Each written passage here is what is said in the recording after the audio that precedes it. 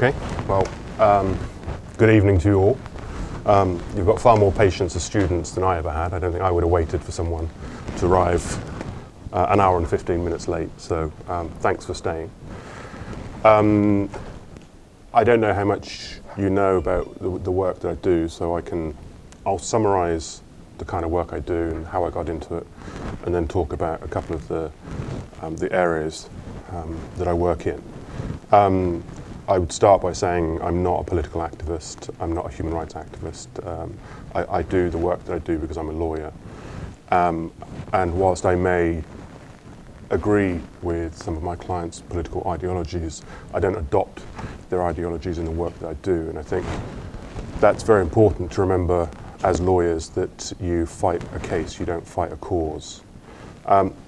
There are cases that really test your ability to really distinguish your own political ideologies from the situation.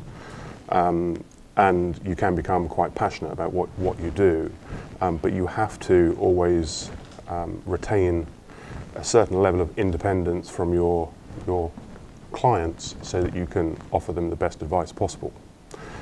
I'll start backwards and tell you what I've been doing for the last couple of days, which is quite different to what I normally do.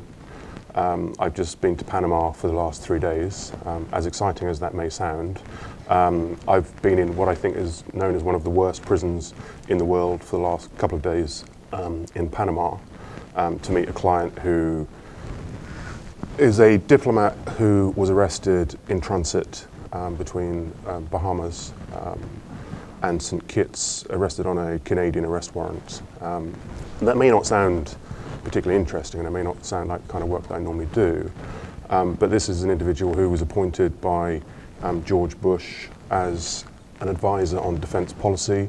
He was a former Canadian chairman of the Canadian Intelligence Committee, and he's a holder of a diplomatic passport. So he's now been in prison for 16, 17 months without ever being brought before a judge.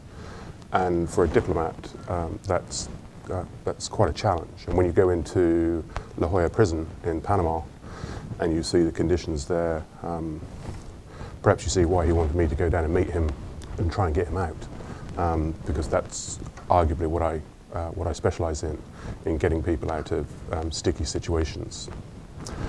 I didn't choose to do this area of work. When I first started as a lawyer, I was initially going to work in commercial law. But I found that quite dull, and so specialised quite quickly in criminal law, and mainly criminal defence work. And my first posting was in Bosnia, where I spent 8 years doing human rights work and then prosecuting war crimes. After I'd finished in Bosnia, I decided I never wanted to do another war crimes case again. But unfortunately, when you build a reputation, people will come to you because that's what they know. And so I was approached by 2 lawyers from Bangladesh and asked if I would go to Dhaka in Bangladesh and discuss their situation. And at that point, I had focused on war crime side, primarily, almost exclusively on prosecution work. And this was a defense case that I was being asked to deal with. And so I traveled to Dhaka in October 2010. That was the first of 5 visits that I had to meet with a political party that was being put on trial for crimes committed in 1971. And I probably have gained more infamy and notoriety from that case than any other case that I've done, primarily because I was arrested and thrown out of the country. So you sort of take the rough with the smooth. The Bangladesh work, which I can talk a bit more about afterwards, sort of led on to a lot of the other cases that I've dealt with. And now I'm leading an investigation in relation to Syria. Some of you may have heard about the Caesar evidence, so I'm now leading that investigation. So I'm losing my voice through flying. One of the pitfalls of doing international work is that you tend to spend a lot of it on a plane. And I don't fly well, unfortunately. And I've just had a very bumpy flight back from Panama. So there is the Syrian work, which I'm happy to talk about, how I got involved with that and the kind of work that we do. What we're trying to do in Syria is, because there's no possibility of getting it before an international criminal court, is to have the cases brought before domestic courts in the US, in the UK, in Spain, in Denmark. We won't ever be able to get Assad before a domestic court because he has head of state immunity, but we can at least target some of the senior members of his security forces and intelligence forces who are responsible. But again, any questions that you have on that, I can elaborate on the work that I'm doing. I'm also involved with documenting crimes committed in Egypt, which I've been working on for some time now. And that's trying to ensure that there's a system of accountability for, since the military uprising, or the military coup. It's a very difficult case to work on, primarily because I can't get into Egypt to investigate these types of incidents, but also because the international community has welcomed Sisi with open arms now and see him as the new democratic leader of Egypt, even though, in my personal opinion, he's worse than Mubarak. And what we're seeing in Egypt is very, very disturbing. But of course, opinion is very much divided, and it's very difficult to move these cases forward when your clients are effectively the Muslim Brotherhood that has been demonized by virtue of how they ran the government, and also because there are large-scale attacks orchestrated by Saudi Arabia, by the United Arab Emirates to target the Muslim Brotherhood. So it's a very difficult case to work on. And then that sort of leads me onto, just across the border, Gaza. And Gaza is probably the most interesting case to deal with. Palestine generally is very interesting to deal with. And I'll talk a little bit about that, but I'm not, and I'll make it very, very clear that I'm not an expert on Middle East, politically speaking. I'm certainly not an expert on the Israel-Palestine conflict. And what I deal with is investigations for accountability. And I've written quite a lot on the situation in Gaza and West Bank. And I can go into some detail about the kind of work that we're doing. But in Gaza, again, it's very difficult because we can't get into Gaza, and so we have to work with Palestinian lawyers to document. And it's probably the most controversial subject of all of my work.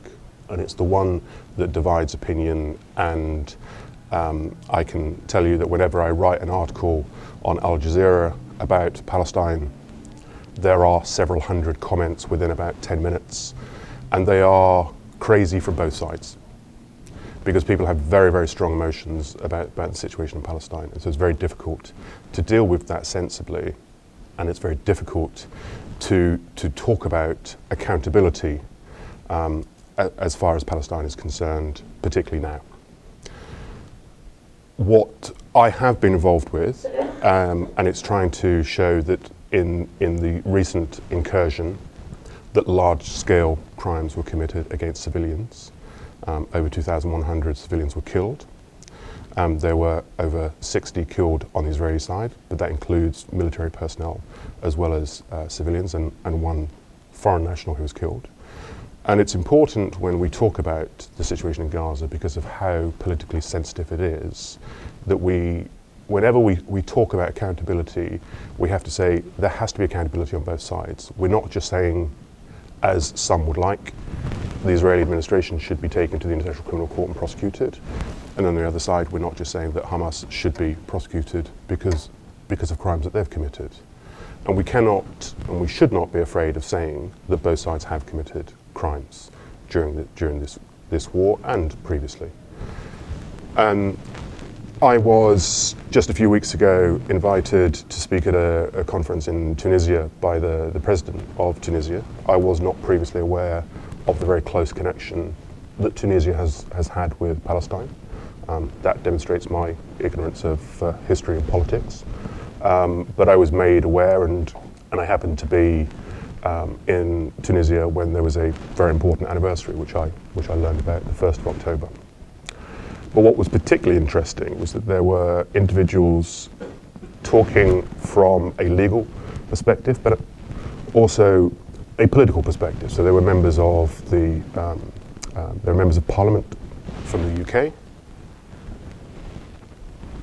There were members of the House of Lords and international legal experts. And I was asked to address the situation insofar as it relates to the International Criminal Court and whether that is a possibility.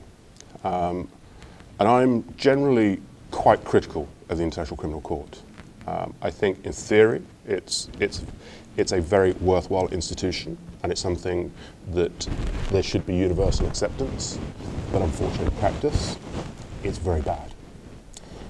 It costs a great deal of money, cases take a great deal of time, and they're not necessarily dealt with particularly well. I can say I've worked on one defence case in relation to the situation in Kenya, and that case is about to collapse at any time because of very poor investigations by the Office of the Prosecutor. And so, whilst I believe that it is an institution that we should support, again, it is an institution that is not without criticism. But whether the situation, the most recent situation in Gaza, will be brought before the International Criminal Court is not just a legal question, it's also a political question. And the point that I raised in my presentation was that, in my view, the Palestinian Authority is playing a very dangerous game. All they have to do is sign and ratify the Rome Statute, and the Office of the Prosecutor will investigate. And the prosecutor, the chief prosecutor, has actually said that publicly. She wrote an article in the Guardian newspaper, which is unprecedented for an international prosecutor to do such a thing, to say, please let us investigate. All you've got to do is sign the statute, and we have jurisdiction. But what Fatah are trying to do is to use the threat of going to the International Criminal Court as leverage for a political solution, which will never work, in my view. And I think it's a very dangerous game to play, because you'll lose a great deal of time, you'll get to a certain position, and you'll say, well, that hasn't worked, what do we do now? You then can only do what you've threatened to do and go to the ICC, when you should have done that initially. And also, Hamas have actually said, we want the Palestinian Authority to sign the Rome Statute. We are not afraid. We are prepared to put ourselves in front of the jurisdiction of the International Criminal Court. And that's quite a significant statement when the group which is labelled as being a terrorist organisation is calling for justice, and the political organ of the state is actually trying to use it for political objectives. And that's where the danger lies. But you can't take away from what the PA is trying to do in terms of a much bigger picture. Now, I will only look at the legal issues and I'll only look at justice and accountability, but I can't be blind to everything else which is going on.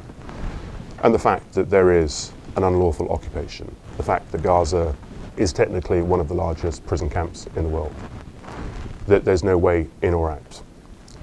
If you look at a recent statement where several $1 billion has now been given to the Palestinian Authority to rebuild after the destruction, Israel has said, not without our consent.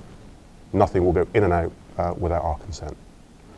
And because Israel were not part of those discussions, it's now created a political standoff as to whether the reconstruction can begin without Israel agreeing to it.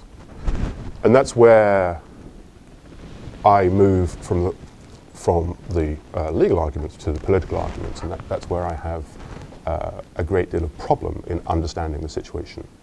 And so I've had to try and educate myself by reading as much as I can to try and understand the history and try and understand how we've got to this particular position and how we can use a legal framework to improve the situation in Palestine. And that's incredibly difficult.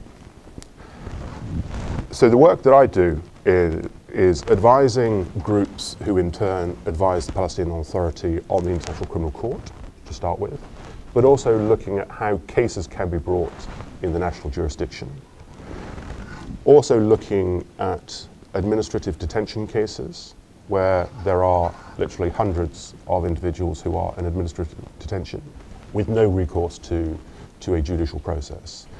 And it's a situation that we take for granted in a system such as the US or the UK ordinarily, that due process follows, and we do take that for granted. But in many of these cases, there is no recourse to a judicial process. There are individuals who are effectively in a black hole. And so we've been documenting those cases as well. We've also been looking at the cases of minors being prosecuted before military courts for there's a particular provision under Israeli military law, which is the throwing of stones at vehicles. And this is generally what these individuals are arrested and prosecuted. Under 18. I mean, when we say minors, we're not talking like 10, 11 years old. I mean, they're mostly young teenagers. And I can give you an example of one particular case that I'm involved with. So a group of teenagers are alleged to have thrown rocks at two passing vehicles. One of those vehicles crashed, and the individuals in question suffered injuries, and that's not in dispute. It's in dispute that these individuals threw the rocks, but it's not in dispute that someone threw rocks at these vehicles. Now, ordinarily, that would be prosecuted under this particular provision. I find it bizarre that a civilian throwing rocks at a civilian vehicle can be tried in a military court, but that's the situation that we have. What's particularly worrying in this particular case is that they've been charged with attempted murder. Now, this is clearly testing the water. So let's see if we get away with this, we prosecute, convict this person, and they are likely to get a sentence of 30 years if convicted. Then we're likely to see more of the same. There's going to be less prosecutions for throwing rocks at vehicles and more for attempted murder. And that is truly worrying. And we shouldn't forget that Israel is the only country in the world that puts children before military courts. And so there are those issues that need to be addressed as well. And so we're working with Palestinian lawyers in how to defend these cases. And I hope to be able to go and actually observe one of these trials. I may regret that when I get there, but I would like to see for myself how these trials actually take place. Because it's easy for me to sit back and criticize the process, but unless I've actually seen it, I can't really criticize it other than say it's incompatible with any system of due process that a child is brought before a military court. But there are numerous other restrictions. For example, there is a particular provision that prohibits the defendants from calling Palestinians as witnesses, defense witnesses. So they can give evidence for the government, but they cannot give evidence for the defense. So there are a number of inconsistencies there.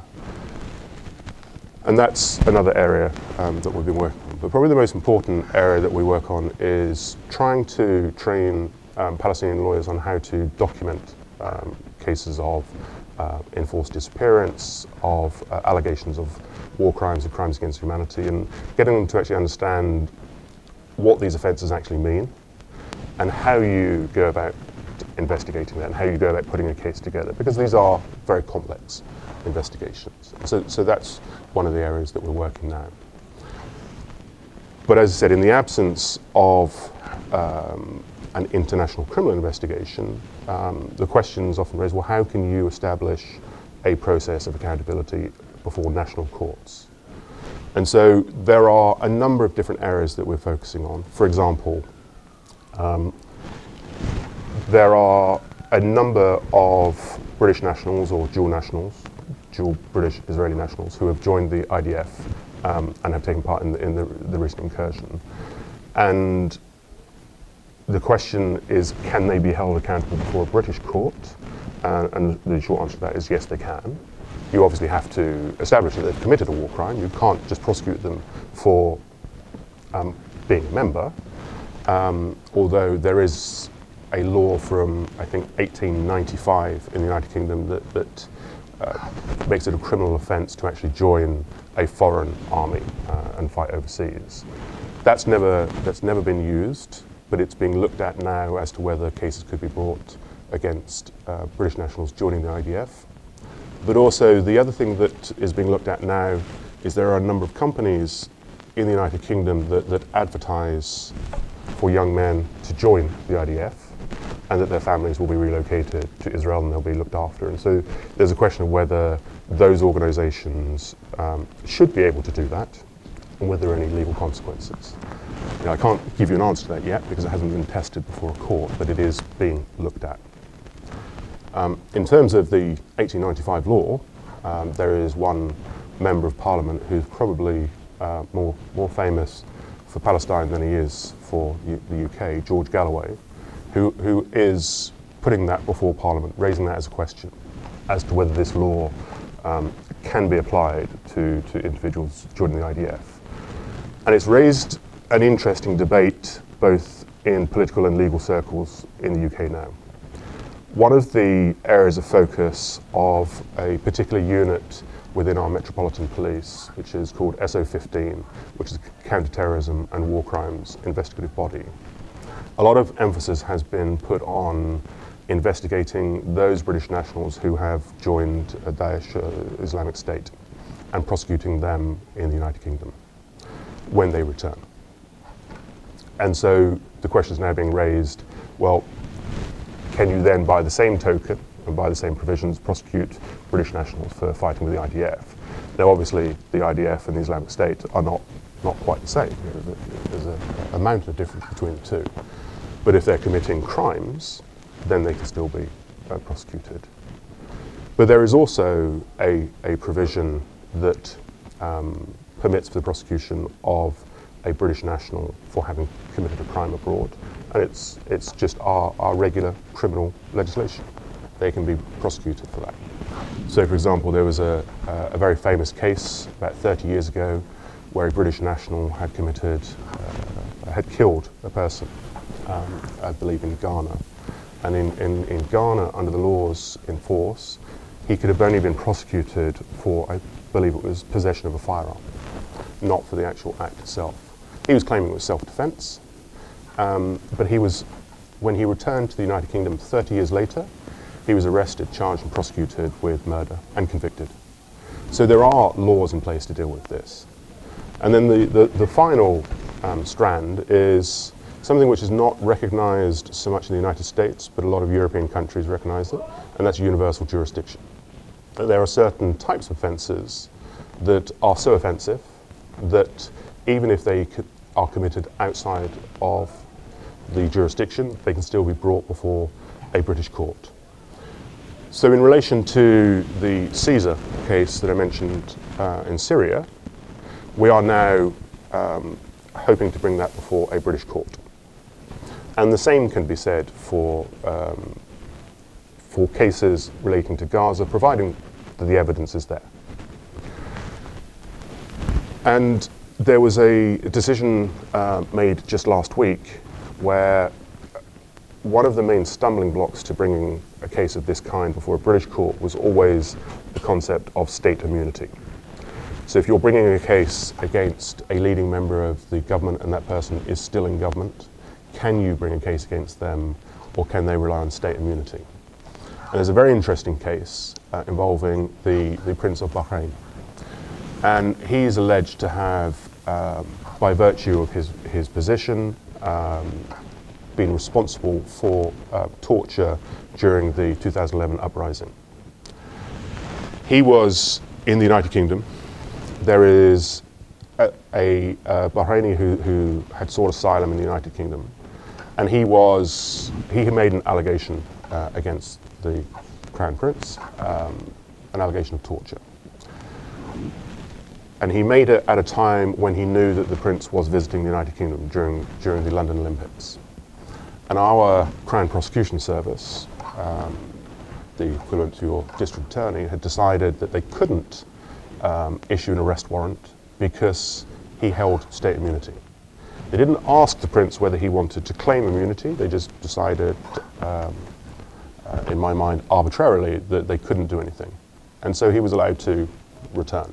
Now, he comes back and forth constantly, as many of the Bahrain royal family do. But this was challenged in our High Court.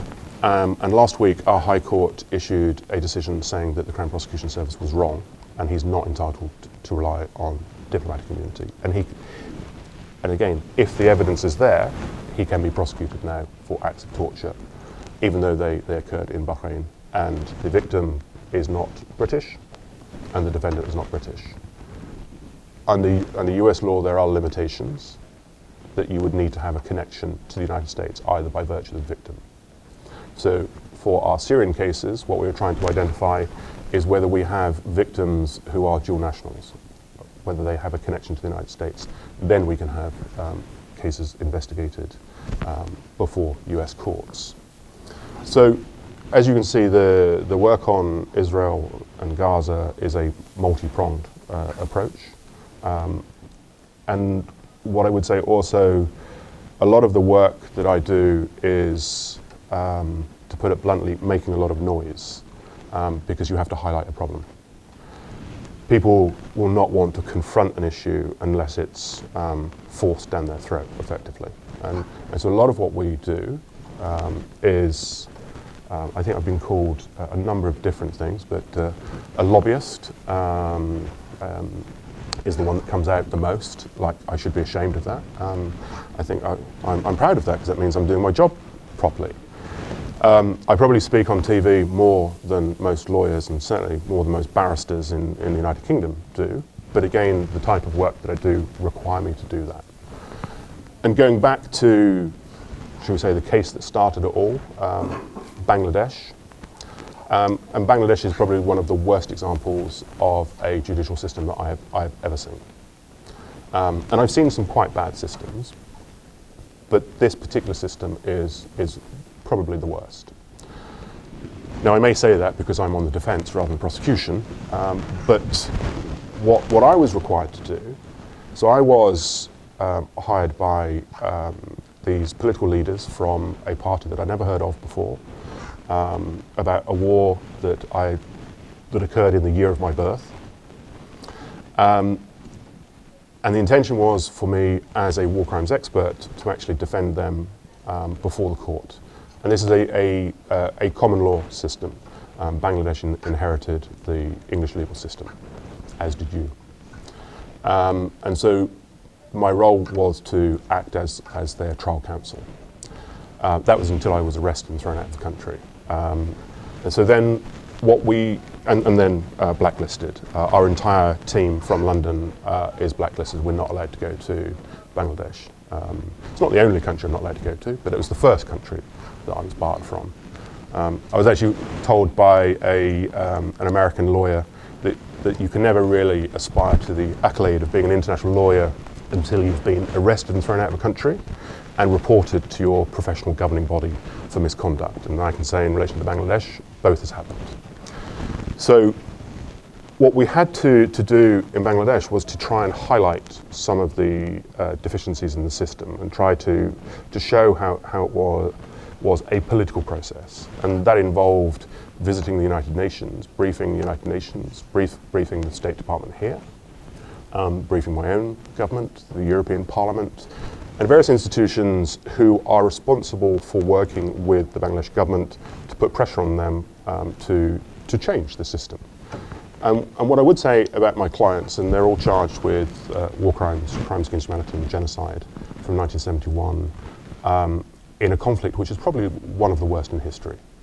Irrespective of, and there's a lot of challenge on the statistics on how many people died, the lowest count being around 300,000 and the highest count being 3 million. And irrespective of whether you look at, and you're expressing the same dismay that I did when I first started to read about this, because I had no idea. But irrespective of whether you believe that there were 300,000 or 3 million, it is deserving of a judicial process, and it should have been done a long time ago, and it wasn't, for political expediency. So what we have been trying to campaign, and these are all capital cases, and one of our clients sadly was executed in December, and his trial was one of the worst. But what we've been trying to do is to get the international community to recognise that a process such as this is deserving of an international tribunal, not trials in the national jurisdiction, for a number of different reasons. And you can maybe ask some of your Bangladeshi colleagues. I have not met a single person or a single family from Bangladesh that was not affected by the war in some way, that has not lost a family member or suffered as a result of the aftermath of the conflict. So even as a legal professional, to be able to sit in judgment of those cases where you believe 3 million people were killed as a result of actions by the Pakistani military primarily, and that the person standing in front of you as the defendant is alleged to have collaborated with the Pakistani military, I don't know anyone that would be able to sit in judgment and decide independently and impartially on the evidence presented to them. And this is obviously not the first time I've experienced that. The first time I experienced that was in Bosnia. In Bosnian judges making decisions on these matters that are very, very difficult. And I'll let you into a little secret. My wife is Bosnian, and when I was first in Bosnia, I ran the criminal defense office. So I was in charge of all the defense lawyers. And my wife's family hated the fact that I was representing what they perceived to be those responsible for the war. And so, not because of that, but after about 6 months, I crossed over to the prosecution and headed the prosecution section. And I did that for the next 4 years. And they were a lot happier. So what you can see is that those who are affected by a conflict, it's very difficult to be able to separate your emotion from that when we are dealing with crimes of such a horrific nature. There have been a number of witnesses who have disappeared. There has been, I believe, at least one witness who's been killed. And so, in a system such as Bangladesh, it has always been our opinion that this is not a system which is mature enough to be able to deal with cases of this kind. And the other thing that you have to think of is that just holding trials has to serve a purpose. There has to be a long-term vision. There has to be a process of reconciliation. Otherwise, there's very little purpose in just holding a handful of individuals accountable when you're not actually putting on trial those who are most responsible, namely the Pakistani military leadership, who will not be put on trial as part of this process in Bangladesh. And so we have advocated for it to be an international tribunal. Now, it's obviously very difficult to do that, and you have to do that through lobbying, you have to do that through PR, and you have to do that by identifying the legal defects in the process. And there are many. And I'll give you one example. Our client who lost his appeal just 3 weeks ago was convicted of one particular charge. He was convicted of a number of charges, but one particular charge is critical to our arguments. So there was an individual, a Hindu, who was killed in 1971. He's not affiliated to any political party. He was just one of many who was killed by the Pakistani military. He gave the investigative agency a statement to say that our client, Saidi, was the person that killed him. When it came to him actually giving evidence at trial, he disappeared. And the prosecution said, we have 15 or so witnesses and we can't locate them anymore. They may have fled to India, they may not be willing to give evidence. And we didn't believe that. We didn't believe that 15 witnesses have suddenly just disappeared. One of the things that we were able to identify is that many of the witnesses who were giving evidence against our client had some affiliation to the Awami League party, the party that was in power. They'd either received some form of financial assistance, or they were related to members of the Awami League. And so we believed that these witnesses refused to give evidence because they didn't want to have to go through all of that, and they didn't want to have their lives dragged through the courts. But we were able to identify where some of these witnesses were, and in particular, this one witness. And the defense were able to locate him, take a statement from him, and then present it to the tribunal. And this witness said, not only did Saidi not kill his brother, but he was forced to lie by the prosecution. And that's why he wasn't giving evidence. But he would give evidence for the defense, and he would come forward and he would tell the truth. So he was taken to court to give evidence, and at the gates of the tribunal, he was arrested, thrown into the back of a van, and he disappeared. About 4 months later, he was found by Human Rights Watch in a prison in India. And he told Human Rights Watch that he had been abducted by Bangladeshi law enforcement. He had been repeatedly tortured over 5 weeks and told that he would give evidence, and he would say that Saidi had done this, and if he didn't, he would be killed. And then they drove him to the border with India and threw him across, expecting, as many Bangladeshis are, to be killed by the Indian immigration or border police. But they didn't. They arrested him and charged him with being an illegal immigrant. He's still in India. He has recanted his statement. He has given a video statement that the defense was able to use. And the Supreme Court in the appeal rejected that and convicted my client on the basis of his prior written statement. So that's the process that we're dealing with. And so you have to be able to challenge this in some form, because this is not justice. This will never serve any meaningful purpose.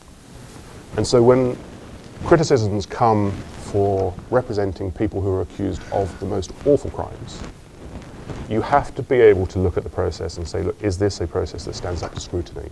And this is not. And so that's why I do these types of cases.